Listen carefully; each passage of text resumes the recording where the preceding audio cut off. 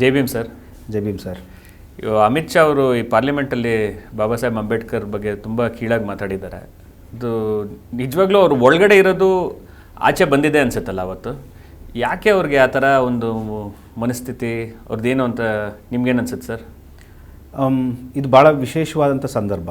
ಯಾಕಂದರೆ ಈಗ parliament session ನಡೀತಾ ಇರೋದನ್ನೇ ಭಾರತದ ಸಂವಿಧಾನಕ್ಕೆ 75 ವರ್ಷ ಆಗಿರುವಂಥ ಒಂದು ವಿಶೇಷ ಸಂದರ್ಭ ಅಂತ ಕೇಂದ್ರ ಸರ್ಕಾರನೇ ಹೇಳಿದೆ. ಆ ಸಂದರ್ಭದಲ್ಲಿ ಕೇಂದ್ರ ಸರ್ಕಾರದ ಒಬ್ಬ ಪ್ರಭಾವಿ ಸಚಿವ ಆಗಿರುವಂಥ ಅಮಿತ್ ಶಾ ಅಂಬೇಡ್ಕರ್ ಅವರ ಬಗ್ಗೆ ಆಡಿರುವಂಥ ಮಾತು ಮತ್ತು ಆ ಮಾತಿನ ಹಿಂದೆ ಇರುವಂಥ ಒಂದು ಟೋನು ಮತ್ತು ಅದರ ಹಿಂದೆ ಏನನ್ನು ಅವರು ಅಪಹಾಸ್ಯ ಮಾಡೋಕ್ಕೆ ಹೋಗ್ತಾ ಇದ್ದಾರೋ ಇದೆಲ್ಲವೂ ಕೂಡ 100% ಡಿರೋಗೇಟ್ರಿ ಆಗಿರೋವಂಥದ್ದು. ಮತ್ತು ಇದು ಏನನ್ನು ತೋರಿಸುತ್ತೆ ಅಂತ ಹೇಳಿದ್ರೆ, ನಾವೆಲ್ಲ ತುಂಬ ವರ್ಷಗಳಿಂದ ಇದನ್ನು ಮಾತಾಡ್ತಾನೇ ಇದ್ದೀವಿ.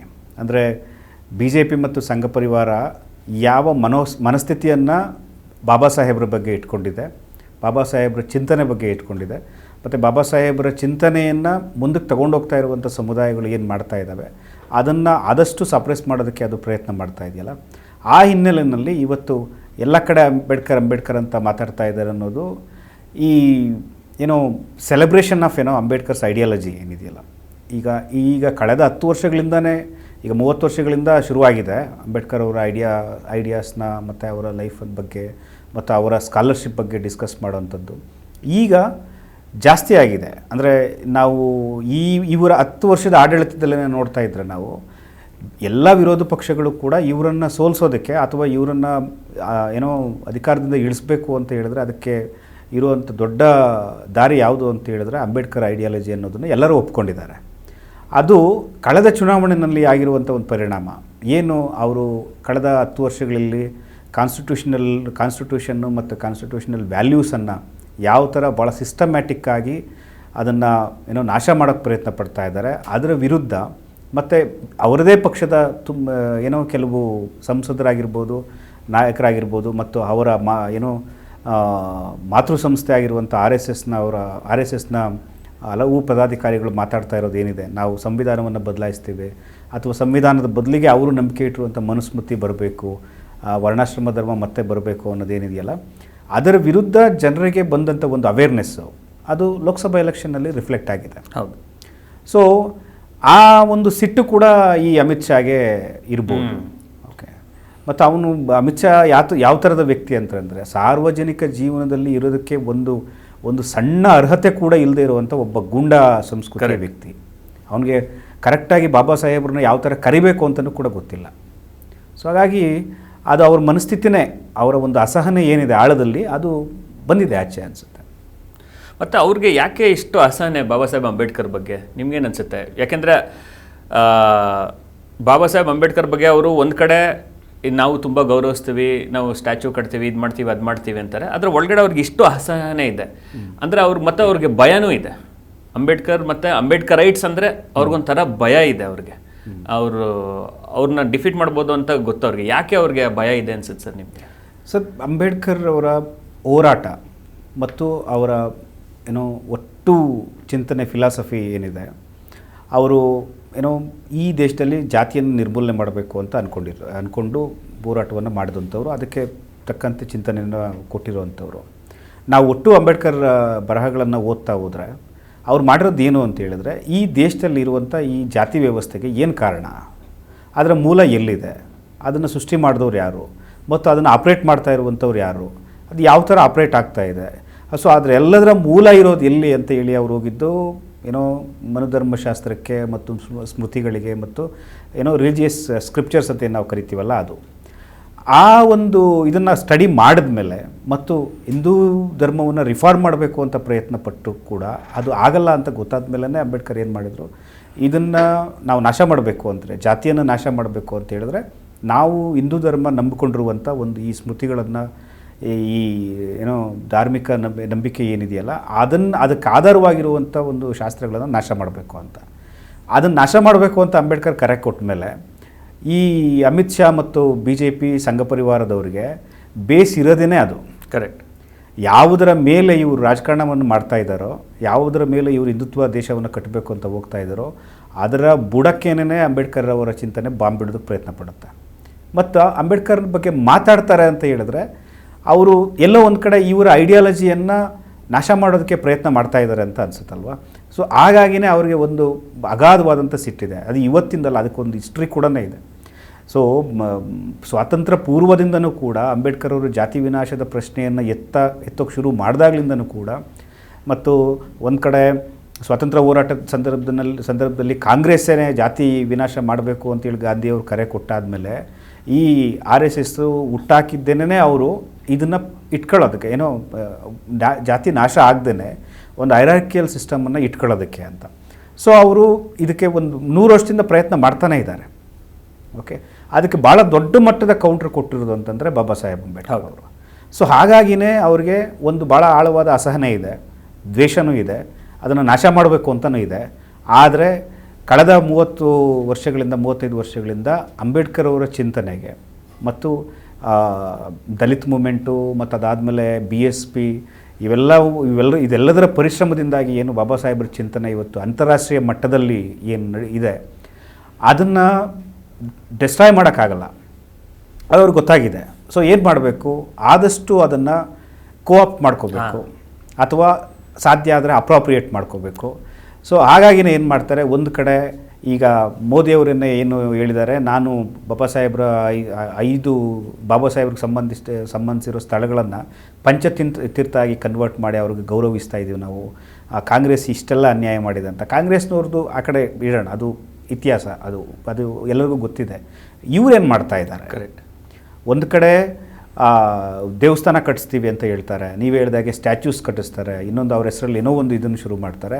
ಅಟ್ ದ ಸೇಮ್ ಟೈಮ್ ಅವರು ಯಾವುದನ್ನು ಅವ್ರು ಭಾಳ ದೊಡ್ಡ ಮಿಷನ್ ಅಂತ ನಂಬಿದ್ರು, ಅದು ಜಾತಿ ವಿನಾಶ ಆಗಿರ್ಬೋದು ಅಥವಾ ಏನೋ ಲಿಂಗ ತಾರತಮ್ಯನ ಹೋಗ್ಲಾಡಿಸ್ಬೇಕು, ಜಾತಿ ತಾರತಮ್ಯವನ್ನು ಹೋಗ್ಲಾಡಿಸ್ಬೇಕು ಮತ್ತು ಇಂಡಿಯಾವನ್ನು ಒಂದು ಸೆಕ್ಯುಲರ್ ಸ್ಟೇಟಾಗಿ ಕಟ್ಟಬೇಕು ಅಂತ ಏನು ಅಂದ್ಕೊಂಡಿದ್ರು, ಅದಕ್ಕೆ ವಿರುದ್ಧವಾಗಿರೋದನ್ನು ಇವರು ಮಾಡ್ತಾ ಇದ್ದಾರೆ.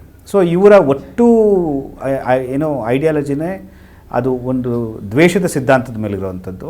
ಸೊ ಅದು ಆವಾಗ ಈ ಥರ ಆಚೆ ಬರ್ತಾ ಇರುತ್ತೆ. ನೀವು ಹೇಳ್ದಂಗೆ ಅವ್ರಿಗೆ ಒಂದು ಜಾತಿ ವ್ಯವಸ್ಥೆನ ಎತ್ತಿ ಹಿಡಿಬೇಕು. ಒಂದು ಅಂಬೇಡ್ಕರ್ ಅವ್ರ ಐಡಿಯಾಲಜಿ ಇದ್ದಿದ್ದು ಅದನ್ನು ನಾಶ ಮಾಡೋದಕ್ಕೋಸ್ಕರ, ಮತ್ತು ಅದರ ಬುಡಕ್ಕೆ ಹೋಗಂಗೆ. ನಾನು ಆ್ಯಸ್ ಅ ಲಾಯರ್ ಮತ್ತು ಒಂದು ಮನುಷ್ಯನಾಗಿ ದೇಶದ ಪ್ರಜೆಯಾಗಿ ನಿಜವಾಗ್ಲೂ ನನಗೆ ಬಾಬಾ ಸಾಹೇಬ್ ಅಂಬೇಡ್ಕರ್ ಅವ್ರ ರೈಟಿಂಗ್ಸು ತುಂಬ ಒಂದು ಬೆಳಕು ಬಂದಂಗೆ ಆಯಿತು. ಯಾಕೆಂದರೆ ಇಷ್ಟು ಅವರು ಆ ಟೈಮಲ್ಲಿ, ಈಗ ನಾವು ಇಂಟರ್ನೆಟ್ಟು ಅದೆಲ್ಲ ಇಟ್ಕೊಂಡು ರಿಸರ್ಚು ರೆಫರೆನ್ಸ್ ಎಲ್ಲ ಮಾಡ್ತೀವಿ, ಅವರು ಇಂಟರ್ನೆಟ್ಟು ಯಾವುದೂ ಇಲ್ಲದೆ ಆ ಕಾಲದಲ್ಲಿ 2 PhD ಮಾಡಿ ಹಿಂದೂಯಿಸಮ್ ರೂಟ್ಸ್ಗೆ ಅಷ್ಟು ಹೋಗಿ ಇದು ಮಾಡಿದ್ರಲ್ಲ, ಅದು ಒಂದೊಂದು ಸತಿನೂ ಅವ್ರ ಬರಹಗಳು ಓದಿದಾಗ ನಿಜವಾಗ್ಲೂ ಒಂದು ಹೊಸ ಬೆಳಕು ಬಂದಂಗೆ ಆಗುತ್ತೆ. ನನಗನ್ಸುತ್ತೆ ಇವರು ಸಂಘ ಪರಿವಾರದವ್ರಿಗೆ ಜನಗಳಿಗೆ ಬೆಳಕು ಬರೋದು ಬೇಕಾಗಿಲ್ಲ, ಅವ್ರಿಗೆ ಜನ ಕತ್ಲಲ್ಲೇ ಇರಬೇಕು ಅಂತಲೇ ಅವ್ರಿಗೆ ಅನಿಸುತ್ತೆ. ಏನು ಬಾಬಾ ಸಾಹೇಬ್ ಅಂಬೇಡ್ಕರ್ ಕ್ರಾಂತಿ ಪ್ರತಿಕ್ರಾಂತಿಲಿ ಭಾರತದಲ್ಲಿ ಈ ಶತಮಾನಗಳಿಂದ ಬುದ್ಧಿಸಮ್ ಬ್ರಾಹ್ಮಣಿಸಮ್ ವಿರುದ್ಧ ಒಂದು ಹೋರಾಟ ನಡೀತಿದೆ ಅಂತ ಹೇಳಿದ್ರು, ಅದು ಓದಿದಾಗ ನಮಗೆ ತುಂಬ ಎಷ್ಟೊಂದು ಕ್ಲಿಕ್ ಆಗಿಬಿಡುತ್ತೆ ಮನಸ್ಸಲ್ಲಿ, ಈಗೇನು ಆಗ್ತಾ ಇದೆ ಅಂತ. ಒಂದು ನಮಗೇನು ಆ್ಯಕ್ಚುಲಿ ಆ್ಯಸ್ ಅ ಲಾಯರ್ ನನಗೇನು ಬೇಜಾರು ಅಂತ ಹೇಳಿದ್ರೆ, ನಮಗೆ ಲಾ ಸಿಲೆಬಸ್ಸಲ್ಲಿ ಲಾ ಸ್ಕೂಲ್ ಕಾಲೇಜ್ಗಳಲ್ಲಿ ಅಂಬೇಡ್ಕರ್ ಅವ್ರ ಬರಹಗಳನ್ನ ಇಂಟ್ರೊಡ್ಯೂಸ್ ಮಾಡೋದಿಲ್ಲ. ತುಂಬ ಆಮೇಲೆ ಓದಿದ್ಮೇಲೆ ನಮ್ಗೆ ಅನಿಸ್ತು, ಆ್ಯಸ್ ಅ ಲಾಯರ್ ನಾವು ಯಾಕೆ ಓದಿಲ್ಲ ಇದನ್ನು. ಹೌದು. ಸೊ ಈಗ ಇವರು ಆ್ಯಕ್ಚುಲಿ ನೀವು ಯಾಕೆ ಅಂಬೇಡ್ಕರ್ ಅಂತ ಹೇಳ್ತಾ ಇದ್ದೀರಾ ಅಂತ ಅವ್ರು ಹೇಳಿದ್ರೆ, ನಾವು ಹೇಳ್ಬೇಕು ಆ್ಯಕ್ಚುಲಿ ಹೌದು ಅಂಬೇಡ್ಕರ್ ಅಂತ ನಾವು ಹೇಳಬೇಕು. ಅಷ್ಟು ಇದೆ, ಅವ್ರ ಕೊಡುಗೆ ಅಷ್ಟಿದೆ, ಅವ್ರ ನಾಲೆಜ್ ಅಷ್ಟಿದೆ. ಅವ್ರ ನಾಲೆಜ್ ಅಟ್ಲೀಸ್ಟ್ ನಮಗೆ ಆ ಥರ ಬರೆಯೋಕ್ಕಾಗೋದಿಲ್ಲ, ನಮ್ಗೆ ಆ ಥರ ನಾಲೆಜ್ ಪ್ರೊಡ್ಯೂಸ್ ಮಾಡೋಕ್ಕಾಗೋದಿಲ್ಲ. ಅದು ಬರೆದಿರೋದನ್ನು ನಾವು ಓದಿದ್ರೆ ನಮಗೆ ತುಂಬ ಅನುಕೂಲ ಆಗುತ್ತೆ. ಮತ್ತು ಇವತ್ತಿಗೂ ಈ ಸಂವಿಧಾನದ ಪೀಠಿಕೆಯಲ್ಲಿ ನೋಡಿದರೆ, ನಾವು ಸಂವಿಧಾನ ಪೀಠಿಕೆ ಮೌಲ್ಯಗಳು ಸಮಾನತೆ, ಸ್ವಾತಂತ್ರ್ಯ, ಘನತೆ, ಬಂಧುತ್ವ ಇವೆಲ್ಲ ಇದೆ. ಅದರಲ್ಲಿ ಪೀಠಿಕೆಯಲ್ಲಿ ಘನತೆ ಮತ್ತು ಬಂಧುತ್ವ, ಫ್ರೆಟರ್ನಿಟಿ ಆ್ಯಂಡ್ ಡಿಗ್ನಿಟಿ ಬಂದಿದ್ದು ಅಂತ ಹೇಳಿದರೆ ಬಾಬಾ ಸಾಹೇಬ್ ಅಂಬೇಡ್ಕರಿಂದನೇ. ನೆಹರು ಅವ್ರ ಆಬ್ಜೆಕ್ಟಿವ್ಸ್ ರೆಸೊಲ್ಯೂಷನಲ್ಲೂ ಸಹ ಅದು ಇರಲಿಲ್ಲ. ಆದರೆ ಬಾಬಾ ಸಾಹೇಬ್ ಅಂಬೇಡ್ಕರ್ಗೆ ಒಂದು ಘನತೆ ಇಲ್ಲದ ಬದುಕಿನ ನೋವು ಗೊತ್ತಿತ್ತು. ಅವರೇ ಅಸ್ಪೃಶ್ಯತೆ ಅನುಭವಿಸಿ ಮತ್ತು ಈ ಪಾರ್ಸಿ ಹೋಟೆಲಿನಲ್ಲಿ ಅವ್ರನ್ನ ಆಚೆ ಹಾಕಿ ಇಷ್ಟು ಎಕ್ಸ್ಪೀರಿಯನ್ಸ್ ಆಗಿ ಅವ್ರಿಗೆ ಗೊತ್ತಿತ್ತು ಒಂದು ಮನುಷ್ಯನಿಗೆ ಘನತೆ ಎಷ್ಟು ಮುಖ್ಯ ಅಂತ. ಮತ್ತು ಬಂಧುತ್ವನೂ ಸಹ ಅವ್ರು ಹೇಳಿದ್ದಾರೆ, ಈ ಕಾಸ್ಟ್ ಇರೋದ್ರಿಂದ ನಾವು ಒಬ್ಬರೊಬ್ರು ಇಂಟ್ರಾಕ್ಷನ್ ಇರೋದಿಲ್ಲ, ಒಂದು ಸೋಷಿಯಲ್ ಆಸ್ಮಾಸಿಸ್ ಆಗೋದಿಲ್ಲ, ನಾವು ಒಬ್ಬರೊಬ್ರು ಕಲಿಕೆ ಆಗೋದಿಲ್ಲ, ಗೋಡೆಗಳು ಕಟ್ಟದಂಗೆ ಅಂತ. ಸಂಘ ಪರಿವಾರಕ್ಕೆ ಬೇಕಾಗಿರೋದೇ ಅದು, ಗೋಡೆಗಳಿರ್ಬೇಕು ಒಂದು, ಮತ್ತು ಘನತೆ ಇರಬಾರ್ದು. ಅವ್ರು ನಂಬೋದು ಸಹ ಆ ಜಾತಿ ಅಲ್ಲಲ್ಲೇ ಇರಬೇಕು ಅಂತ. ಸೊ ಬಾಬಾ ಸಾಹೇಬು ಘನತೆ ಬಂಧುತ್ವ ಇಂಟ್ರೊಡ್ಯೂಸ್ ಮಾಡಿದ್ದೆ ಅವ್ರಿಗೆ ಅಪೋಸ್ಡ್ ಆಗಿದ್ದೆ. ಸೊ ಅವರು ಈ ಥರ ಹೇಳ್ತಿರೋದು ಅದ್ರ ವಿರುದ್ಧ ಅನಿಸುತ್ತೆ. ಒಂದು ಸಣ್ಣದು ಹೇಳಬೇಕು ಅಂದರೆ ಇವರು BJP ಅವರು ಈ ವಿಶ್ವಕರ್ಮ ಸ್ಕೀಮ್ ಅಂತ ಶುರು ಮಾಡಿದ್ದಾರೆ. ನಾವು ಆರ್ಟಿಸನ್ಸ್ಗೆ ಹೆಲ್ಪ್ ಮಾಡ್ತೀವಿ, ಕುಶಲ ಕಾರ್ಮಿಕರಿಗೆ ಹೆಲ್ಪ್ ಮಾಡ್ತೀವಿ ಅಂತ. ಆ ಸ್ಕೀಮ್ ನೋಡಿದ್ರೇ ಅದು ಜಾತಿನ ಸ್ಟ್ರೆಂಥನ್ ಮಾಡೋ ಥರನೇ ಇದೆ. ಅದು ನೀವು ಹಿಸ್ಟಾರಿಕಲಿ ಆ ಕಾಸ್ಟಿಂದ ಬಂದು ನಾನು ಆ ಜಾತಿಲಿದ್ದು ಆ ಜಾತಿಯ ಒಂದು ಏನು ಆಕ್ಯುಪೇಷನ್ ಇದೆಯೋ ಅದನ್ನೇ ಕಂಟಿನ್ಯೂ ಮಾಡ್ತೀನಿ ಅಂತ ಹೇಳಿದ್ರೇ ಆ ಸ್ಕೀಮಿಂದ ಅವ್ರು ಬೆನಿಫಿಟ್ ಕೊಡೋದು. ಮತ್ತು ಅದು ನಾನು ಗುರು ಶಿಷ್ಯ ಪರಂಪರೆಯಿಂದ ಕಲಿತು ಮಾಡ್ತೀನಿ ಅಂತೆಲ್ಲ ಹೇಳ್ತಾರೆ. ಸೊ ಹಾಗಾಗಿ ಅವರು ಅದನ್ನು ಸ್ಟ್ರೆಂಥನ್ ಮಾಡೋಕ್ಕೆ ಹೊರಟಿದ್ದಾರೆ. ಅದ್ರ ವಿರುದ್ಧ ಇರೋದು ಒಂದೇ ಒಂದು ಅಂಬೇಡ್ಕರ್ ರೈಟ್ ಐಡಿಯಾಲಜಿ. ಅದು ಬಿಟ್ಟರೆ ಇವತ್ತು ಅವ್ರ ವಿರುದ್ಧ ಫೈಟ್ ಮಾಡೋಕ್ಕೆ ನಮಗೆ ಅಸ್ತ್ರಗಳು ಬೇರೆ ಇಲ್ಲ, ಮತ್ತು ನಮಗೊಂದು ಬೆಳಕು ಸಹ ಇಲ್ಲ. ಸೊ ಹಾಗಾಗಿ ನಾವು ಸಹ ಅವ್ರು ಏನು ನೀವು ಯಾಕೆ ಅಂಬೇಡ್ಕರ್ ಅಂತ ಹೇಳ್ತಿದ್ದಾರೆ ಅಂದರೆ ನಾವು ಇನ್ನಷ್ಟು ಹೇಳಬೇಕು ಅನ್ಸುತ್ತೆ. ಇನ್ನಷ್ಟು ಅಂಬೇಡ್ಕರ್ ಅವ್ರ ಬರಹಗಳನ್ನ ನಾವು ಜನಸಾಮಾನ್ಯರಿಗೆ ತಗೊಂಡು ಹೋಗಬೇಕು ಅಂತ ನನಗನ್ಸುತ್ತೆ ಸರ್. ಹೌದು, ನೀವು ಮಾತಾಡಬೇಕಾದ್ರೆ ಇನ್ನೊಂದು ಇಂಪಾರ್ಟೆಂಟ್ ವಿಚಾರ ಹೇಳಿದ್ರಿ. ಅಂದರೆ ಅಂಬೇಡ್ಕರ್ ಒಂದು ಎನ್ಲೈಟನ್ಮೆಂಟ್ ಕಡೆಗೆ ಸೊಸೈಟಿನ ತಗೊಂಡು ಹೋಗ್ಬೇಕು ಅಂತ ಹೇಳಿದ್ರು ಅಂತ. ಅದಕ್ಕೆ ಈಗ ನಮ್ಮ ಏನೋ ಇಂಡಿಯಾವನ್ನು, ಮಾಡರ್ನ್ ಇಂಡಿಯಾವನ್ನು ಕಟ್ಟಿರುವಂಥ ತುಂಬ ಜನರಿಗೆ ಅವ್ರದ್ದೇ ಆದಂಥ ಒಂದು ಐಡಿಯಾ ಆಫ್ ನೇಷನ್ ಇತ್ತು, ಒಂದು ರಾಷ್ಟ್ರದ ಪರಿಕಲ್ಪನೆ. ಈಗ ಗಾಂಧಿಯವ್ರಿಗೊಂದು ಪರಿಕಲ್ಪನೆ ಇತ್ತು, ನೆಹರೂಗೊಂದಿತ್ತು, ಸೊ ಬಾಬಾ ಸಾಹೇಬ್ರಿಗೂ ಒಂದಿತ್ತು, ಈವನ್ ಈ ಸಾವರ್ಕರ್, ಗೋಲ್ವಾಲ್ಕರ್ ಇವ್ರಿಗೂ ಕೂಡ ಇತ್ತು. ಈಗ ಗಾಂಧಿ ಮತ್ತು ನೆಹರು ಅವ್ರದ್ದು ಸ್ವಲ್ಪ ಹಿನ್ನೆಲೆಗೆ ಸರಿದು ಈಗ ಬಹಳ ದೊಡ್ಡ ಮಟ್ಟದಲ್ಲಿ ಚರ್ಚೆ ಆಗ್ತಾ ಇರೋದು RSS ವರ್ಸಸ್ ಏನೋ ಬಾಬಾ ಸಾಹೇಬ್ ಅಂಬೇಡ್ಕರ್ ಸಿದ್ಧಾಂತ ಅಂತ. ನೀವು ಹೇಳಿದ ಪಾಯಿಂಟನ್ನು ನಾನು ಪಿಕ್ ಮಾಡೋದಾದರೆ, ಬಾಬಾ ಸಾಹೇಬ್ರು ಏನು ಹೇಳ್ತಾರೆ, ಅವ್ರಿಗೆ ಇರುವಂಥ ನೇಷನ್ ಯಾವ ಥರದ್ದು, ಭಾರತ ಯಾವ ಥರ ಇರಬೇಕು ಅಂತಂದರೆ ಅದು ಪ್ರಬುದ್ಧ ಭಾರತ ಆಗಿರಬೇಕು. ಓಕೆ, ಒಂದು ಮೆಂಟಲಿ ಒಂದು ಮಾನಸಿಕವಾದಂಥ ಗುಲಾಮಗಿರಿಯಿಂದ ನಾವೇನು ಹೊರಳ್ತಾ ಇದ್ದೀವಿ ದೇಶದ ಜನ, ಅದನ್ನು ಬಿಡಿಸ್ಕೋಬೇಕು. ಒಂದು ಏನೋ ಪ್ರಬುದ್ಧತೆಯನ್ನು ಬೆಳೆಸ್ಕೋಬೇಕು. ಆ ಪ್ರಬುದ್ಧತೆ ಬಂದಾಗ ಮಾತ್ರ ನಮ್ಮ ಕಾನ್ಸ್ಟಿಟ್ಯೂಷನಲ್ ವ್ಯಾಲ್ಯೂಸನ್ನು ನಾವು ಡೇ ಟು ಡೇ ಲೈಫ್ನಲ್ಲಿ ಅಡಾಪ್ಟ್ ಮಾಡ್ಕೊಳ್ಳೋಕೆ ಸಾಧ್ಯ ಅಂತ. ಆದರೆ ಈ RSS ಮತ್ತು ಏನೋ BJP ಸಿದ್ಧಾಂತ ಏನಿದೆ ಅದು ಜನರನ್ನು ಎನ್ಲೈಟನ್ ಆಗೋದಕ್ಕೆ ಬಿಡೋದಿಲ್ಲ. ಕರೆಕ್ಟ್. ಅದು ಜನರನ್ನು ಧರ್ಮದ ಹೆಸರಿನಲ್ಲಿ, ದೇವರ ಹೆಸರಿನಲ್ಲಿ, ಅಥವಾ ಇನ್ನೊಂದು ಬೇರೆ ಏನೋ ಐಡೆಂಟಿಟಿಯ ಹೆಸರಿನಲ್ಲಿ ಏನು ಮಾಡುತ್ತೆ, ಆಲೋಚನೆ ಮಾಡುವಂಥ ಒಂದು ಶಕ್ತಿಯನ್ನೇ ಕಳೆದಾಕೋಕ್ಕೆ ಪ್ರಯತ್ನ ಪಡೋದು. ಕರೆಕ್ಟ್. ಸೊ ಅದು ಈಗ ಅಂಬೇಡ್ಕರ್ ಹೇಳೋದು ಏನು ಅಂತ ಹೇಳಿದ್ರೆ, ಧರ್ಮ ಅನ್ನೋದು ಮನುಷ್ಯನಿಗಾಗಿ ಇರಬೇಕೆ ಹೊರತು ಮನುಷ್ಯ ಅನ್ನೋದು ಧರ್ಮಕ್ಕಾಗಿ ಇರಬಾರ್ದು. ಬಟ್ RSS ಏನು ಹೇಳುತ್ತೆ ಅಂತಂದರೆ, ನೀನು ಏನಾದರೂ ಆಗಿರು, ಆದರೆ ಫೈನಲಿ ನೀನು ಧರ್ಮಕ್ಕೆ ನೀನು ಸ್ಯಾಕ್ರಿಫೈಸ್ ಮಾಡ್ಕೋಬೇಕು, ಅಥವಾ ಧರ್ಮ ಮನುಷ್ಯನಿಗಿಂತ ಮುಖ್ಯ ಆಗಿರೋದು ಅಂಥದ್ದು. ಸೊ ಈ ಫೈಟ್ ಏನಿದೆಯಲ್ಲ, ಅವರ ಐಡಿಯಾಲಜಿ, ನೀವು ಯಾವ ಥರದ ಒಂದು ಐಡಿಯಾಲಜಿಯನ್ನು ಅವರು ಏನೋ ಈ ದೇಶದ ಜನಕ್ಕೆ ಪ್ರಪೋಸ್ ಮಾಡ್ತಾ ಇದ್ದಾರೆ, ಅದು ಎಷ್ಟು ರಾಂಗ್ ಆಗಿರುವಂಥದ್ದು ಮತ್ತು ಅದು ಎಷ್ಟು ಏನೋ ಈ ದೇಶವನ್ನು ಹಿಂದಕ್ಕೆ ತಗೊಂಡೋಗುತ್ತೆ ಅನ್ನೋದನ್ನು ಬಾಬಾ ಸಾಹೇಬರು ತುಂಬ ಡೀಟೈಲ್ಡಾಗಿ ಬರೆದಿದ್ದಾರೆ. ತುಂಬ ಡೀಟೇಲ್ಡಾಗಿ ಅದನ್ನು ಹೆಂಗೆ ಎಕ್ಸ್ಪೋಸ್ ಮಾಡಿದ್ದಾರೆ ಅಂತ ಹೇಳಿದ್ರೆ, ನಮಗೆ ಅವರು ಏನೋ ಈಗ ಅನಿಲೇಷನ್ ಆಫ್ ಕಾಸ್ಟಲ್ಲೇ ಅವರು ಕೊಟ್ಟಿದ್ದಾರೆ. ನಾವು ಇಂಡಿಯಾವನ್ನು ಒಂದು ದೇಶ ಅಂತ ನಾವು ಕಟ್ಕೋಬೇಕು ಅಂತ ಹೇಳಿದ್ರೆ ಏನು ಮಾಡಬೇಕು ನಾವು ಅಂತ ನೀವು ಹೇಳಿದ್ರಿ. ಫ್ರ್ಯಾಟರ್ನಿಟಿ ಬಗ್ಗೆ ಮತ್ತು ಹ್ಯೂಮನ್ ಡಿಗ್ನಿಟಿ ಬಗ್ಗೆ ಹೇಳಿದ್ರಿ. ಸೊ ಅಂಬೇಡ್ಕರ್ ಕಾನ್ಸ್ಟಿಟ್ಯೂಷನ್ ಅಸೆಂಬ್ಲಿನಲ್ಲಿ ಡ್ರಾಫ್ಟಿಂಗ್ ಕಮಿಟಿ ಚೇರ್ಮನ್ ಆಗಿದ್ದು, ಕಾನ್ಸ್ಟಿಟ್ಯೂಷನನ್ನು ಅಡ್ಯಾಪ್ಟ್ ಮಾಡ್ಕೊಳ್ಬೇಕಾದ್ರೆ ಆ ಒಂದು ಸ್ಪೀಚನ್ನು ಏನು ಮಾಡಿದ್ರು ಅವರು, ಕೊನೆ ಕಾನ್ಸ್ಟಿಟ್ಯೂಂಟ್ ಅಸೆಂಬ್ಲಿ ಸ್ಪೀಚಲ್ಲಿ ಅವರು ಭಾಳ ಇಂಪಾರ್ಟೆಂಟಾಗಿ ಹೇಳೋದು ಅದನ್ನೇ. ನಾವು ಇವತ್ತು ಲಿಬರ್ಟಿ, ಫ್ರ್ಯಾಟರ್ನಿಟಿ, ಈಕ್ವಾಲಿಟಿನ ನಮ್ಮ ಕಾನ್ಸ್ಟಿಟ್ಯೂಷನಲ್ ವ್ಯಾಲ್ಯೂಸ್ ಅಂತೇಳಿ ಅಡ್ಯಾಪ್ಟ್ ಮಾಡ್ಕೊಳ್ತೀವಿ. ಅದನ್ನು ಸಾಧಿಸೋದಕ್ಕೆ ನಾವು ಏನು ಬೇಕೋ ಅದನ್ನೆಲ್ಲ ಮಾಡ್ತೀವಿ ಅಂತ ಹೇಳ್ಕೊತಾ ಇದ್ದೀವಿ. ಬಟ್ ಆ್ಯಕ್ಚುಲಿ ಅದು ಇಂಡಿಯಾದಲ್ಲಿ ಸಾಧ್ಯನೇ ಇಲ್ಲ. ಯಾಕಂತ ಹೇಳಿದ್ರೆ ಇಲ್ಲಿ ಕಾಸ್ಟ್ ಅನ್ನೋದು ಒಬ್ಬ ಮನುಷ್ಯನಿಗೂ ಮತ್ತು ಇನ್ನೊಬ್ಬ ಮನುಷ್ಯನ ಮಧ್ಯೆ ಇಂಟ್ರ್ಯಾಕ್ಷನ್ ಇಲ್ಲದೆ ಇರೋ ಥರ ಮಾಡಿದೆ. ಒಬ್ಬ ಮನುಷ್ಯ ಮತ್ತು ಇನ್ನೊಬ್ಬ ಮನುಷ್ಯನನ್ನು ತನ್ನ ಒಂದು ಸೋದರ ಅಂತನೋ ಸೋದರಿ ಅಂತನೋ ಭಾವಿಸುವಂಥ ಒಂದು ಅವಕಾಶನೇ ಕಿತ್ತಾಕ್ಬಿಟ್ಟಿದೆ. ಸೊ ಅದಕ್ಕೆ ನಾವು ಮಾಡಬೇಕಾಗಿರೋದು ಏನು ಅಂತ ಹೇಳಿದ್ರೆ, ಸೋಷಿಯಲ್ ಡೆಮೋಕ್ರಸಿಯನ್ನು ತರಬೇಕು ಫಸ್ಟು. ಸೊ ಅದಕ್ಕೆ ಭಾಳ ದೊಡ್ಡ ಮಟ್ಟದಲ್ಲಿ ಅಡ್ಡಿಯಾಗಿರೋದು ಯಾವುದು, ಕಾಸ್ಟ್. ಆ ಕಾಸ್ಟ್ ಆಪ್ರೇಟ್ ಮಾಡ್ತಾ ಇರೋದು ಯಾವುದು, ನಮ್ಮ ರಿಲಿಜಿಯನ್. ಸೊ ಆ ರಿಲಿಜಿಯನ್ನು ಆಪ್ರೇಟ್ ಮಾಡ್ತಾ ಇರೋದಕ್ಕೆ ಏನು ಕಾರಣ, ಅದು ನಂಬಿರುವಂಥ ಒಂದು ಸಿದ್ಧಾಂತ, ಶಾಸ್ತ್ರ. ಸೊ ನಾವು ಅದನ್ನು ಬ್ಲಾಸ್ಟ್ ಮಾಡದೇ ಇದ್ದರೆ ಇನ್ನೇನು ಆಗೋಕ್ಕಾಗಲ್ಲ ಅಂತ. ಸೊ ಅದು ಫೈನಲಿ ಅವರು ಅದಕ್ಕೇ ರಿಲಿಜಿಯಸ್ ಕನ್ವರ್ಷನ್ಗಳ ಬಗ್ಗೆ ಕೂಡ ಕನ್ವರ್ಷನ್ ಯಾಕಾದರೂ ಅಂಬೇಡ್ಕರ್ ಅಂತ ಹೇಳಿದ್ರೆ, ಅವ್ರಿಗೆ ಫೈನಲಿ ಇದು ಸುಧಾರಣೆ ಆಗುವಂಥ ಧರ್ಮ ಅಲ್ಲ ಅಂತ. ಈಗ ನೋಡಿ, ಇವತ್ತು BJPನವ್ರು ಮಾಡ್ತಾ ಇರುವಂಥ ರಾಜಕಾರಣ ಯಾವ್ದು ಮಾಡ್ತಾ ಇದ್ದಾರೆ, ಅವರು ಆಹಾರದ ಬಗ್ಗೆ ರಾಜಕಾರಣ ಮಾಡ್ತಾರೆ.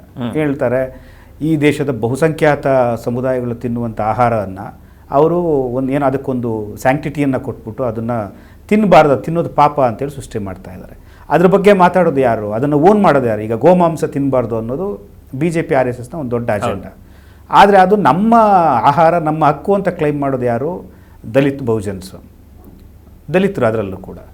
ಸೊ ಅದಕ್ಕೇನು ಮಾಡ್ತಾರೆ, ಅದನ್ನು ಮುಸ್ಲಿಂ ವಿರೋಧ ಮಾಡೋದಕ್ಕೆ ಹೋಗ್ತಾರೆ.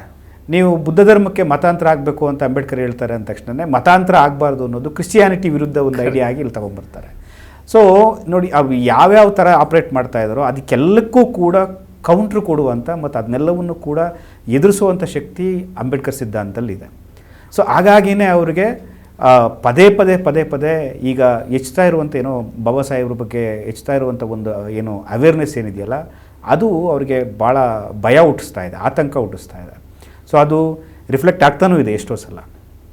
ಸೊ ಅದಕ್ಕೇ ಬೇರೆ ಥರದಲ್ಲಿ ಅವರು ಬಾಬಾ ಸಾಹೇಬ್ರ ಐಡಿಯಾಲಜಿಯನ್ನು ಯಾವ್ಯಾವ ಥರ ನಾಶ ಮಾಡ್ಬೋದು ಅದನ್ನು ನಾಶ ಮಾಡೋದಕ್ಕೆ ಬೇರೆ ಥರದಲ್ಲಿ ಪ್ರಯತ್ನ ಮಾಡ್ತಾ ಇದ್ದಾರೆ. ಸೊ ಯಾವುದೇ ಒಬ್ಬ ಸಂಸದನಿಗೆ ಅವನಿಗೆ ಮಿನಿಮಮ್ ಕಾಮನ್ ಸೆನ್ಸ್ ಇದ್ದಿದ್ದರೆ 75ನೇ ವರ್ಷ ಆಗಿರುವಂಥ ಸಂದರ್ಭದಲ್ಲಿ ನಡೀತಾ ಇರುವಂಥ ಒಂದು ಸೆಷನ್ ಒಳಗಡೆ ಬಾಬಾ ಸಾಹೇಬ್ರ ಬಗ್ಗೆ ಅಂತ ಮಾತು ಆಡ್ತಾ ಇರಲಿಲ್ಲ. ಮತ್ತು ಅವನು ಆತ ಆಡಿರೋ ಮಾತೆಂಥದ್ದು, ಬಾಬಾ ಸಾಹೇಬ್ ಅನ್ನೋ ಬದಲು ಏನೋ ದೇವ್ರ ಹೆಸರು ಹೇಳಿದರೆ ಸ್ವರ್ಗಕ್ಕೆ ಹೋಗ್ತೀವಿ ಅಂತ. ಅವರ ದೇವರು ಮತ್ತು ಬಾಬಾ ಸಾಹೇಬ್ರ ಹೆಸರು ಹೇಳುವಂಥ ಏನೋ ಜನರ ದೇವರ ನಂಬಿಕೆ ಟೋಟಲಿ ಆಪೋಸಿಟ್ ಆಗಿರುವಂಥದ್ದು. ಈಗ ಅಮಿತ್ ಶಾ ಮತ್ತು BJP ಸಂಘ ಪರಿವಾರ ನಂಬಿರೋ ದೇವರು ಯಾವ ಥರ ಇದೆ ಅಂತ ಹೇಳಿದ್ರೆ, ನೀನು ಹುಟ್ಟಿದ್ಯಾ, ನಿನ್ನ ಕರ್ಮ ಏನಾದರೂ ಆಗಿ ಇದಾಗಬೇಕು, ನೀನು ನಾಶ ಆಗು, ನೀನು ಯಾವ ಜಾತಿಲಿ ಹುಟ್ಟಿರ್ತೀಯ, ಯಾವ ಧರ್ಮದಲ್ಲಿ ಹುಟ್ಟಿರ್ತೀಯ, ಅದಕ್ಕೆ ನಿನಗೇನು ಸಾಮಾಜಿಕ ಸ್ಥಾನಮಾನ ಸಿಗುತ್ತೆ ಅದನ್ನು ಅನುಭವಿಸುವಂಥ. ಬಟ್ ಬಾಬಾ ಸಾಹೇಬ್ರ ಸಿದ್ಧಾಂತ ಅದು ಹೇಳಲ್ವಲ್ಲ, ನೀನು ಯಾವುದೇ ಜಾತಿ ಧರ್ಮದಲ್ಲಿ ಹುಟ್ಟಿದರೂ ಕೂಡ ನಿನಗೆ ಒಂದು ಘನತೆ ಇರುವಂಥ ಒಂದು ಬದುಕನ್ನು ನೀನು ಅನುಭವಿಸಬೇಕು ಅಂತ. ಸೊ ಅದಕ್ಕೆ ಬಾಬಾ ಸಾಹೇಬ್ರು ತುಂಬ ಹಿಂದೆನೂ ಹೇಳಿದ್ದಾರೆ. ಓಕೆ, ದೇವರು ಧರ್ಮ ಇದಕ್ಕೆಲ್ಲ ಬಂದಾಗ ನಾವು ಎಲ್ಲೋ ಹೋಗಿ ಸ್ವರ್ಗದಲ್ಲೋ ಇನ್ನೆಲ್ಲೋ ಹೆಂಗೆ ಬದುಕ್ತೀವಿ ಅನ್ನೋದೆಲ್ಲ ಇಂಪಾರ್ಟೆಂಟು, ಇಲ್ಲಿ ಈಗ ಭೂಮಿ ಮೇಲೆ ಇದ್ದೀವಲ್ಲ, ಇಲ್ಲಿ ಯಾವ ಥರ ಬದುಕ್ತೀವಿ ಅಂತ. ಸೊ ಒಂದು ಇಂಪಾರ್ಟೆಂಟ್ ಇದು ಇರುವಂಥದ್ದು. ಈಗ ಅವರಿಗೆ ಹೊಟ್ಟೆ ಉರಿ ಬಂದಿರೋದು ಏನಕ್ಕೆ ಅಂತ ಹೇಳಿದ್ರೆ ಸೆಲೆಬ್ರೇಟ್ ಮಾಡ್ತಾರೆ ತುಂಬ. ಹೌದು, ಯಾಕೆ ಸೆಲೆಬ್ರೇಟ್ ಮಾಡ್ತಾರೆ ಅಂತ, ಈಗ ನೀವು ಹೇಳಿದ್ರಿ ನೀವು ಲಾ ಓದಿದ್ದೀರಾ, ನಾನು ಪೋಸ್ಟ್ ಗ್ರ್ಯಾಜುಯೇಷನ್ ಮಾಡಿದ್ದೀನಿ, ನನಗೂ ಕೂಡ ನಿಮ್ಮ ಥರದೇ ಅನುಭವ ಆಗಿದೆ. ನನ್ನ ಅಷ್ಟು ವರ್ಷಗಳ ಯೂನಿವರ್ಸಿಟಿವರೆಗಿನ ಎಜುಕೇಷನ್ ಇದರಲ್ಲಿ ಎಲ್ಲೂ ಕೂಡ ಅಂಬೇಡ್ಕರ್ನ ನಾನು ಕರಿಕ್ಯುಲಮ್ನಲ್ಲಿ ಅಂದರೆ ಸಿಲೆಬಸ್ನಲ್ಲಿ ಒಂದು ಟೆಕ್ಸ್ಟಾಗಿ ಓದೇ ಇಲ್ಲ. ಈವನ್ ಲಾನಲ್ಲೂ ಕೂಡ ಅದು ಬಂದಿಲ್ಲ, ಇತ್ತೀಚೆವರೆಗೂ ಕೂಡ ಬಂದಿಲ್ಲ, ಈಗ ಬರ್ತಾ ಇದೆ. ಬಟ್ ಕಳೆದ 30 ವರ್ಷಗಳಲ್ಲಿ 35 ವರ್ಷಗಳಿಂದ ಈಚೆಗೆ ಅಂಬೇಡ್ಕರ್ ಅವರ ಒಂದು ಸ್ಕಾಲರ್ಶಿಪ್ಪು ಅವರನ್ನು ಏನು ಈ ಎಲ್ಲ ಥರದ ಸೈದ್ಧಾಂತಿಕ ನಂಬಿಕೆ ಇರುವಂಥವರು ಕೂಡ ಏನು ಪ್ರಯತ್ನ ಮಾಡಿದ್ರು ಅವರನ್ನು ಒಂದು ಮಾಡಿದ್ದೇನು ಅಂತ ಹೇಳಿದ್ರೆ, ಅವರು ಒಬ್ಬ ದಲಿತ್ ಲೀಡ್ರು. ಸೊ ದಲಿತ್ ಲೀಡ್ರ್ ಅಂತೇಳಿ ರೆಡ್ಯೂಸ್ ಮಾಡಿ ಅವರನ್ನು ಬೇರೆ ಥರದಲ್ಲಿ ಟಚ್ ಮಾಡೋಕ್ಕಾಗದೇ ಇರೋ ಥರ ಮಾಡಿದರು.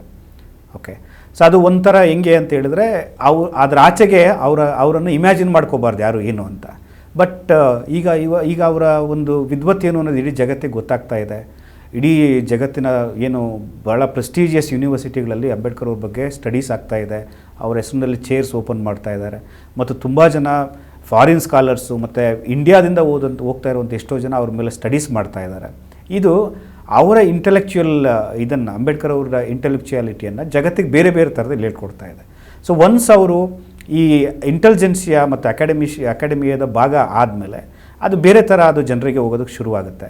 ಮತ್ತು ಅಟ್ ದ ಸೇಮ್ ಟೈಮ್ ಒಂದು ಏನೋ ಪಬ್ಲಿಕ್ ಇಮ್ಯಾಜಿನೇಷನ್ ಏನಿದೆಯಲ್ಲ, ಪಬ್ಲಿಕ್ ಮೆಮೊರಿ ಏನಿದೆಯಲ್ಲ, ಅಲ್ಲೂ ಕೂಡ ಅಂಬೇಡ್ಕರ್ ಅವರ ಇಮೇಜು ತುಂಬ ಸ್ಟ್ರಾಂಗ್ ಆಗಿ ಇದಾಗ್ತಾ ಇದೆ. ಯಾಕೆ, ಈಗ ಏನು BJPನವರು ಆ್ಯಂಟಿ ರಿಸರ್ವೇಷನ್ ಇದನ್ನು ಮಾಡ್ಕೊಂಬಂದರು, ಅದರಲ್ಲೂ ಮಂಡಲ್ ಕಮಿಷನ್ ಆದಮೇಲೆ, ಮಂಡಲ್ ಕಮಿಷನ್ ರೆಕಮೆಂಡೇಷನ್ ಸಂದರ್ಭದಲ್ಲಿ ನಡೆದಂಥ ಆ್ಯಂಟಿ ರಿಸರ್ವೇಷನ್ ಅಜಿಟೇಷನ್ಸ್ ಎಲ್ಲ ಏನಿದೆ, ಅದಾದಮೇಲೆ ಬರೀ ದಲಿತರು ಮಾತ್ರ ಅಲ್ಲ, ಈವನ್ನು OBC ಸಮುದಾಯಗಳು ಕೂಡ ಅಂಬೇಡ್ಕರ್ ಅವರನ್ನು ಓನ್ ಮಾಡೋದಕ್ಕೆ ಶುರು ಮಾಡ್ತು. ಆ ಸಮುದಾಯಗಳು ಕೂಡ ಸೋಷಿಯಲ್ ಜಸ್ಟಿಸ್ನ ಬಗ್ಗೆ ಮಾತಾಡೋದಕ್ಕೆ ಶುರು ಮಾಡಿದ್ವು. ಇದು ಭಾಳ ದೊಡ್ಡ ಬೆಳವಣಿಗೆ ನಮ್ಮ ದೇಶದ ಇತಿಹಾಸದಲ್ಲಿ.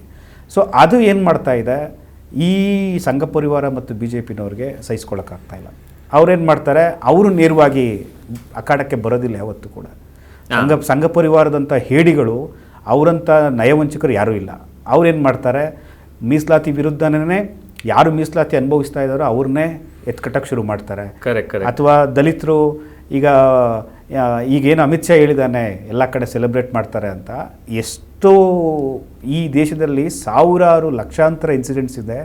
ಒಂದು ಅಂಬೇಡ್ಕರ್ ಅವರ ಫೋಟೋವನ್ನು ಇಟ್ಟಿದ್ದಕ್ಕೆ ಅಥವಾ ಅಂಬೇಡ್ಕರ್ ಅವರ ಒಂದು ಪ್ರತಿಮೆಯನ್ನು ಇಟ್ಟಿದ್ದಕ್ಕೆ ಅಥವಾ ಈಗ ಅಂಬೇಡ್ಕರ್ ಅವ್ರದ್ದು ರಿಂಗ್ ಟೋನ್ ಇಟ್ಕೊಳ್ತಾರೆ ಅಥವಾ ಅವ್ರು ಏನೋ ಒಂದು ಇಮೇಜನ್ನು ಇಟ್ಕೊಳ್ತಾರೆ ಅಥವಾ ಅವರು ಇದನ್ನೇ ಹೇಳ್ತಾರೆ ಅನ್ನೋ ಕಾರಣಕ್ಕೆ ಅಟ್ರಾಸಿಟೀಸ್ ಆಗ್ತಾ ಇರೋವಂಥದ್ದು, ಏನೋ ಕನ್ಫ್ರಂಟೇಷನ್ ಆಗ್ತಾ ಇರೋವಂಥದ್ದು ನಡೀತಾ ಇದೆ.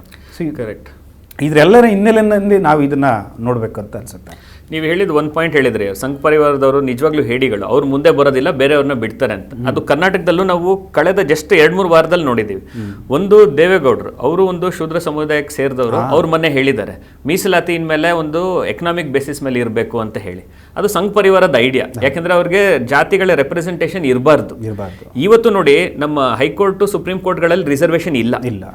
ಒಕ್ಕೂಟ ಸರ್ಕಾರ ಕೊಟ್ಟಿರೋ ಅಂಕಿಅಂಶಗಳ ಪ್ರಕಾರನೇ ಕಳೆದ 5 ವರ್ಷಗಳಲ್ಲಿ ಎಷ್ಟು ಕಡಿಮೆ SC ST OBC ಕಮ್ಯುನಿಟಿ ಅವರು ಜಡ್ಜ್ ಆಗಿದ್ದಾರೆ. ಎಲ್ಲ ತುಂಬಾ ಡಾಮಿನೆಂಟ್ ಕಾಸ್ಟ್ ಅವರೇ, ರಿಸರ್ವೇಷನ್ ಇಲ್ಲದೆ ಇರೋ ಕಾರಣ.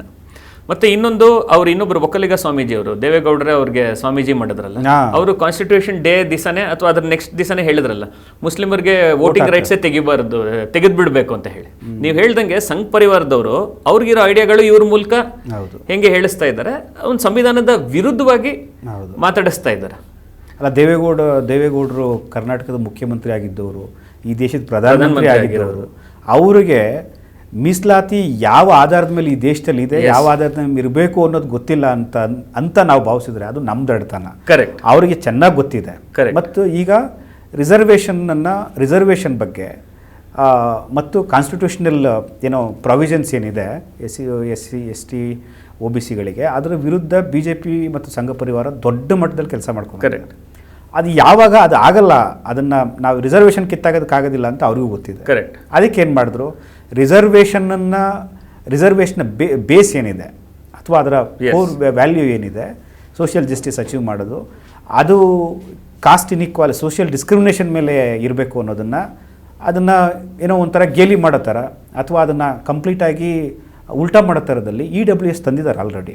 ಈಗ 10% ಮೀಸಲಾತಿ ಯಾವ ಆಧಾರದ ಮೇಲೆ, ಆರ್ಥಿಕ ಅಸಮಾನತೆ, ಆರ್ಥಿಕ ಹಿಂದುಳಿದ ಮೇಲೆ ಕೊಟ್ಟಿದ್ದಾರೆ ಅಂತ ಹೇಳಿದ್ರೆ ಅದು totally against the concept of social justice. So ದೇವೇಗೌಡರಿಗೆ ಇದು ಗೊತ್ತಿಲ್ಲ ಅಂತ ಹೇಳೋಕ್ಕಾಗತ್ತಾ? ಗೊತ್ತಿದೆ, ಅವ್ರಿಗೆ ಗೊತ್ತಿದ್ದು ಈ ಥರ ಮಾಡ್ತಾ ಇದ್ದಾರೆ. ಸೊ ಅದಕ್ಕೇನೆ ಅದು ಈಗ ಅದನ್ನು ಹೇಳಿದ್ರೆ, ಸಂಘ ಪರಿವಾರದವ್ರು ಯಾರಾದರೂ ಹೇಳಿದ್ರೆ ಅದಕ್ಕೆ ಬೇರೆ ಥರದ ಒಂದು ಇದು ಬರುತ್ತೆ, ಏನೋ ಅಪೋಸಿಷನ್ ಬರುತ್ತೆ. ಆದರೆ ದೇವೇಗೌಡರು ಹೇಳಿದಾಗ ಅದಕ್ಕೆ ಒಂದು ಶೂದ್ರ ಸಮುದಾಯದ ಇದನ್ನು ಸಿಗುತ್ತೆ. ಸೊ ಆ ಕಾರಣಕ್ಕೋಸ್ಕರ ಅವರು ಈ ಥರದನ್ನು ಮಾಡ್ತಾ ಇದ್ದಾರೆ. ಮತ್ತು ಇನ್ನೊಂದು, ಇವತ್ತು ಟ್ವಿಟ್ಟರಲ್ಲಿ ಒಬ್ಬರು ಲೇಡಿ ಫೇಮಸ್ ಆಗಿದ್ದರು, ನಂದು ಬ್ರಾಹ್ಮಿನ್ ಜೀನ್ಸ್ ಅಂತ ಹೇಳ್ಕೊಂಡು. ಅವ್ರು ಇವತ್ತು ಬೆಳಗ್ಗೆ ಹೇಳ್ತಾ ಇದ್ದಾರೆ, don't ಇನ್ಫ್ಲಿಕ್ಟ್ Ambedkar upon us, is not a god ಅಂತ. ಅಂದರೆ ಇವ್ರು ಎಷ್ಟು ಮೂರ್ಖತನ ಅಂದರೆ, ಇವತ್ತು ಹಿಂದೂ ಸಮಾಜದ ಹೆಂಗಸರಿಗೂ ಒಂದು ಸ್ವಾತಂತ್ರ್ಯ ಸಿಕ್ಕಿರೋದು ಅಂತ ಹೇಳಿದರೆ ಡಾಕ್ಟರ್ ಅಂಬೇಡ್ಕರ್ ಇಂದ. ನೀವು ಹೇಳಿದ್ರಿ ಅವ್ರನ್ನ ದಲಿತ್ ಲೀಡರ್ಗೆ ರೆಡ್ಯೂಸ್ ಮಾಡಿದ್ದಾರೆ ಅಂತ, but actually is a great philosopher, is a social scientist, is an economist, is a nation builder. Hindu code bill ಅವ್ರು ಪುಷ್ ಮಾಡಿರೋದ್ರಿಂದನೇ ಇವತ್ತು ಹಿಂದೂ ಸಮಾಜದ ಹೆಂಗಸರಿಗೂ ಸಹ ಡೈವೋರ್ಸ್ ರೈಟ್ ಇರ್ಬೋದು, ಬೇರೆ ಬೇರೆ ರೈಟ್ಸ್ ಇರ್ಬೋದು ಸಿಕ್ಕಿರೋದು. ಆದರೂ ಇವ್ರಂತವ್ರಿಗೆ she's a founder of a startup, I am a Brahmin genes ಅಂತ ಹೇಳ್ಕೊಂಡಿರೋರು, ಅಷ್ಟೆಲ್ಲ ಹೈಟೆಕ್ ಅಂತ ಹೇಳ್ಕೊಂಡಿರೋರು, ಅವ್ರಿಗೆ ಇಷ್ಟು ಮಟ್ಟದ ಒಂದು ಜ್ಞಾನ ಸಹ ಇಲ್ಲ. ಮತ್ತು ನೀವು ಹೇಳ್ದಂಗೆ ಅದು ಡೆಲಿಬ್ರೇಟ್ಲಿ ನನಗನ್ಸುತ್ತೆ ತುಂಬ ಬೇಕು ಅಂತಲೇ ನಮ್ಮ ಪ್ರಭುತ್ವ ಇಷ್ಟು ವರ್ಷಗಳಿಂದ ಜನಗಳನ್ನ ಅಂಬೇಡ್ಕರ್ ಅವರ ಚಿಂತನೆಯಿಂದ ದೂರ ಇಟ್ಟಿದೆ ಅಂತ. ಸೊ ಹಾಗಾಗಿ ನಮ್ಮ ಕೆಲಸನೂ ಅಷ್ಟೇ, ಈ ಒಂದು ಆಪರ್ಚುನಿಟಿ ಯೂಸ್ ಮಾಡ್ಕೊಂಡು ನಾವು ಇನ್ನೊಂದಷ್ಟು ಅಂಬೇಡ್ಕರ್ ಅವ್ರ ಸಿದ್ಧಾಂತನ ಇನ್ನೊಂದಷ್ಟು ಜನಕ್ಕೆ ನಾವು ತಗೊಂಡೋಗ್ಬೇಕು ಅನ್ಸುತ್ತೆ. ನೀವು ಆಗಲೇ ಹೇಳ್ತಾ ಇದ್ರಿ ಅಂಬೇಡ್ಕರ್ ಅವ್ರದ್ದು ಲಾಸ್ಟ್ ಸ್ಪೀಚ್ ಬಗ್ಗೆ ಮಾತಾಡ್ತಾ ಇದ್ರೆ, ಆಗಲೂ ಅವ್ರು ನಮ್ಗೊಂದು ವಾರ್ನಿಂಗ್ ಕೊಟ್ಟಿದ್ರು.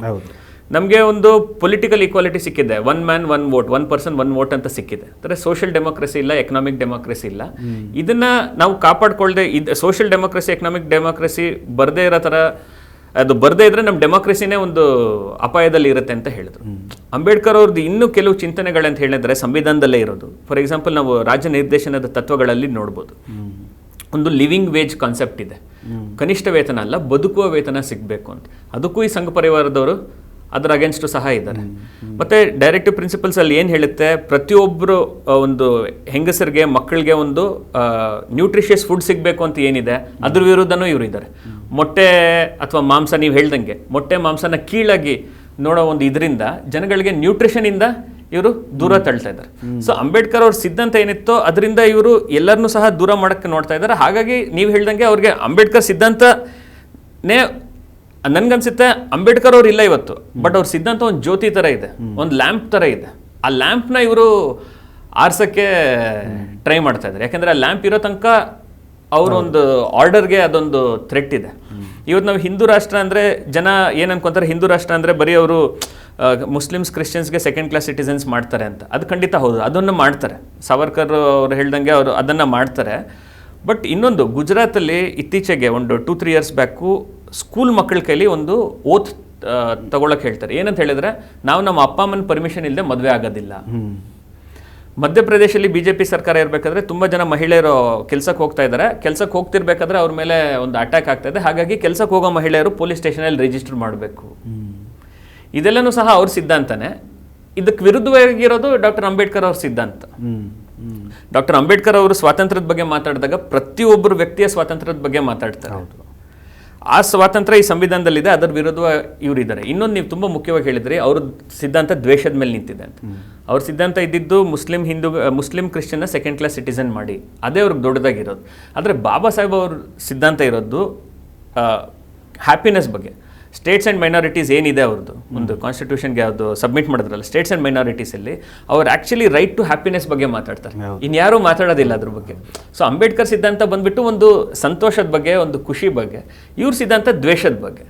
ಅದು ಸಹ ಒಂದು ತುಂಬ ದೊಡ್ಡ ಕಾರಣ ಅನ್ಸುತ್ತೆ. ಅವ್ರಿಗೆ ದ್ವೇಷನೇ ಬೇಕು, ಅವ್ರಿಗೆ ಯಾರು ಸಂತೋಷವಾಗಿ ಇರೋದೇ ಬೇಕಾಗಿಲ್ಲ. ಅವರು ಫಸ್ಟ್ ಆಫ್ ಆಲ್ ಭಾಳ ಸೆಲ್ಫ್ ಸೆಂಟ್ರಿಕ್ ಆಗಿರುವಂಥ ಒಂದು ವರ್ಗ ಅದು. ಏನು RSSನ ಯಾರು ತಮ್ಮ ಹಿಡಿತದಲ್ಲಿ ಇಟ್ಕೊಂಡಿದ್ದಾರೆ ಮತ್ತು ಅದನ್ನು ಯಾರು ಪೋಷಿಸ್ತಾ ಇದ್ದಾರೆ, ಈ ಬ್ರಾಹ್ಮಣ್ ಬನಿಯಾಗಳಿದಾರಲ್ಲ, ಅವರು ಭಾಳ ಸೆಲ್ಫ್ ಸೆಂಟ್ರಿಕ್ ಆಗಿರುವಂಥವ್ರು. ಅವ್ರಿಗೆ ಅವರು ನಂಬಿರುವಂಥ ಮನುಸ್ಮೃತಿ ಆಗಿರ್ಬೋದು ಅಥವಾ ಬೇರೆ ಧಾರ್ಮಿಕ ಇದಾಗಿರ್ಬೋದು, ಏನು ಹೇಳುತ್ತೆ ಅಂತ ಹೇಳಿದ್ರೆ, ಈ ದೇಶದ ಬಹುಸಂಖ್ಯಾತರು ಏನಿದ್ದಾರೆ 95%, 90%, 95% ಜನ ಇರೋದೇನೆ ಅವ್ರ ಸೇವೆ ಮಾಡೋಕ್ಕೆ ಅಂತ. ಆದರೆ ಕಾನ್ಸ್ಟಿಟ್ಯೂಷನ್ನು ಇದನ್ನು ಒಡೆದಾಗ್ತಾ ಇದೆ. ಕರೆಕ್ಟ್. 75 ವರ್ಷಗಳಿಂದ ಅದು ಎಷ್ಟಾಗಿದೆ ಏನು ಅನ್ನೋದು ಅದು ಬೇರೆ ವಿಚಾರ. ಆದರೆ ಒಂದು ಸಣ್ಣ ಮಟ್ಟದಲ್ಲಾದರೂ ಕೂಡ ಆ ಐಡಿಯಾವನ್ನು ಒಡೆದಾಗ್ತಾ ಇರುತ್ತೆ. ಸೊ ಅದು ಅವರಿಗೆ ಇಷ್ಟ ಇಲ್ಲ ಒಂದು. ಆಮೇಲೆ ನೀವು ಮಾತಾಡ್ತಾ ಹೇಳಿದಂಥ ಇನ್ನೊಂದು ವಿಚಾರ, ಈಗ RSS ತನ್ನ ಐಡಿಯಾಲಜಿಯನ್ನು ಇಂಪ್ಲಿಮೆಂಟ್ ಮಾಡೋದಕ್ಕೆ 100 ವರ್ಷ ಭಾಳ ಸಿಸ್ಟಮ್ಯಾಟಿಕ್ಕಾಗಿ ಕೆಲಸ ಮಾಡಿದೆ. ಅದಕ್ಕೆ ಅವ್ರು ಜನಕ್ಕೆ ಲೆಕ್ಕನೇ ಕೊಡದೆ ಸಾವಿರಾರು ಕೋಟಿ ರೂಪಾಯಿ ತಗೊಂಡು ತಿಂದಾಕಿದ್ದಾರೆ. ಮತ್ತೊಂದು ಏನು ಮಾಡ್ತಾ ಇದ್ದಾರೆ ಅದು ಯಾರಿಗೂ ಗೊತ್ತಿಲ್ಲ. ಯಾಕಂದರೆ ಅವರು ಅಕೌಂಟಬಿಲಿಟಿನೇ ಇಲ್ಲ ಅವ್ರಿಗೆ. ಮತ್ತು ಒಂದು ದ್ವೇಷದ ಉತ್ಪಾದನೆ ಅವತ್ತಿಂದನೂ ಮಾಡ್ತಾನೆ ಇದ್ದಾರೆ. ಅವರ ಐಡಿಯಾಲಜಿಯನ್ನು ಮಾಡೋದಕ್ಕೆ, ಇಂಪ್ಲಿಮೆಂಟ್ ಮಾಡೋದಕ್ಕೆ ಒಂದು ದ್ವೇಷದ ಸಿದ್ಧಾಂತವನ್ನು ತಯಾರು ಮಾಡಿಕೊಂಡು ಅದನ್ನು ಚಾಲು ಮಾಡ್ತಾನೆ ಇದ್ದಾರೆ. ಅದಕ್ಕೋಸ್ಕರ ಒಂದು ಪೊಲಿಟಿಕಲ್ ಪವರ್ ಬೇಕು ಅಂತೇಳಿ BJPಯನ್ನು ಮುಂದೆ ಬಿಟ್ಟು ಆಡಳಿತನೂ ಕೂಡ ನಡೆಸ್ತಾ ಇದ್ದಾರೆ. ಆದರೆ ಅಂಬೇಡ್ಕರ್ ಸಿದ್ಧಾಂತ ಏನಿದೆ ಅದು ಈ ಥರದ ಒಂದು ವ್ಯವಸ್ಥಿತವಾದಂಥ ಒಂದು ಸಪೋರ್ಟಿಂದಾಗಿ ಇದು ಜನರ ಮನಸ್ಸಲ್ಲಿ ಬಂದಿರುವಂಥದ್ದಲ್ಲ. ಯಾರು ಸ್ಥಳ ಸಮುದಾಯಗಳಿಂದ ಬಂದಿರುವಂಥವ್ರು, ಭೂಮಿನೇ ಇಲ್ಲದೆ ಇರುವಂಥವ್ರು, ಆರ್ಥಿಕತೆ ಇದನ್ನೇ ಇಲ್ಲದೆ ಇರುವಂಥವ್ರು, ಯಾವುದೇ ರೀತಿಯಾದಂಥ ಒಂದು ಬಲನೇ ಇಲ್ಲದಿರುವಂಥ ಅಸಹಾಯಕ ಸಮುದಾಯಗಳು ಕೇವಲ ತಮ್ಮ ಮೆಮೊರೀಸ್ನಲ್ಲಿ, ತಮ್ಮ ಡೇ ಟು ಡೇ ಇದರಲ್ಲಿ ಅವರನ್ನು ಇಲ್ಲಿವರೆಗೂ ತಗೊಂಡು ಬಂದಿದ್ದಾರೆ. ಅಂದರೆ ಒಂದು ಮೆಮೊರಿಯಾಗಿ ಅವರು ಇರೋದಕ್ಕೆ ಅಂತ. ಈಗ ಅತಿ ಹೆಚ್ಚು ಈ ದೇಶದಲ್ಲಿ ಯಾವುದಾದ್ರೂ ಒಬ್ಬ ಐಕಾನ್ ಇದು ಆಗಿದೆ, ಒಬ್ಬ ಪಬ್ಲಿಕ್ ಐಕಾನ್ಗೆ ಜಾಸ್ತಿ ಅವಮಾನ ಆಗಿದೆ ಅಂತ ಹೇಳಿದ್ರೆ ಅದು ಅಂಬೇಡ್ಕರ್ ಅವರಿಗೆ. ನೀವು ಅವರ ಒಂದು ಪ್ರತಿಮೆಗಳ ಮೇಲೆ ಆಗಿರುವಂಥ ಒಂದು ವಿರೂಪಗೊಳಿಸೋಕ್ಕೆ ಮಾಡಿರುವಂಥದ್ದು, ಅವರ ಫೋಟೋಗಳಿಗೆ ಇದು ಮಾಡಿರುವಂಥದ್ದು, ಮತ್ತು ಮೀಸಲಾತಿ ಸೋಷಿಯಲ್ ಜಸ್ಟಿಸ್ಸು ಬಂದಾಗ ಮೆರಿಟ್ ಟೆಸ್ಟಲ್ಲಿ ಅವರನ್ನು ಬೈಕೊಂಡಷ್ಟು ಈ ಸೊಸೈಟಿ ಯಾರನ್ನೂ ಕೂಡ ಬೈಕಾರಿಲ್ಲ. ಆದರೆ ಎಲ್ಲದರೂ ಆಚೆಗೇ ಅವರು ನಿಂತಿದ್ದಾರೆ ಅಂತ ಹೇಳಿದರೆ ಅದು ಅವರ ವಿಷನ್ನು ಈ ದೇಶಕ್ಕೆ ಕೊಟ್ಟಿದೆಯಲ್ಲ, ಅದು ಇವತ್ತು ಎಲ್ಲರೂ ನಡೆಸ್ತಾ ಇದೆ. ಇನ್ಕ್ಲೂಡಿಂಗ್ ನೀವು ಹೇಳಿದ್ರೆ ಆ ಬ್ರಾಹ್ಮಣ್ ಜೀನ್ಸ್ ಅಂತ. ನಾವು ತುಂಬ ಸಲ ಅಂದ್ಕೊಂಡಿರ್ತೀವಿ ಸರ್, ಏನಂತ ಹೇಳಿದ್ರೆ ಈ ಮಾಡರ್ನಿಟಿ ಬಂದರೆ, ಮಾಡರ್ನ್ ಎಜುಕೇಷನ್ ಸಿಕ್ಕಿದ್ರೆ ಭಾಳ ಲಿಬ್ರೇಟ್ ಆಗಿಬಿಡ್ತಾರೆ ಜನ ಅಂತ. ನೀವೇ ಹೇಳ್ದಂಗೆ ಅವರು ಒಂದು ದೊಡ್ಡ IT ಕಂಪ್ನಿನಲ್ಲಿರುವಂಥ ಮಾಡರ್ನಿಟಿಯ ಎಲ್ಲ ಫೆಸಿಲಿಟೀಸನ್ನು ಕೂಡ ಅನುಭವಿಸ್ತಾ ಇರುವಂಥ ಒಬ್ಬ ಹೆಣ್ಮಗಳು. ಆದರೆ ಆಕೆ ಮನಸ್ಸು ಇರೋದು ಎಲ್ಲಿ ಅಂತ ಹೇಳಿದ್ರೆ ತುಂಬ ಸನಾತನ, ತುಂಬ ಸಾವಿರಾರು ವರ್ಷಗಳ ಹಿಂದೆ ಕೊಳಕ್ನಲ್ಲಿ ಆಕೆ ಮನಸ್ಸಿದೆ. ಮತ್ತು ಈ ಥರ ಹೇಳೋದು ಒಂದು ಸಮುದಾಯದ ಜೀನ್ಸ್ ಸುಪೀರಿಯರು ನಾವು ಅಂತ ಹೇಳೋದು ಇಟ್ಸ್ ನಥಿಂಗ್ ಬಟ್ ಫ್ಯಾಸಿಸ್ಟ್ ಸಿದ್ಧಾಂತ. ಆ ಫ್ಯಾಸಿಸ್ಟ್ ಸಿದ್ಧಾಂತವನ್ನು ಎಲ್ಲರೂ ನಂಬಬೇಕು ಅನ್ನೋದು ಈ BJP RSSನವರ ಒಂದು ಇಡನ್ ಅಜೆಂಡಾ.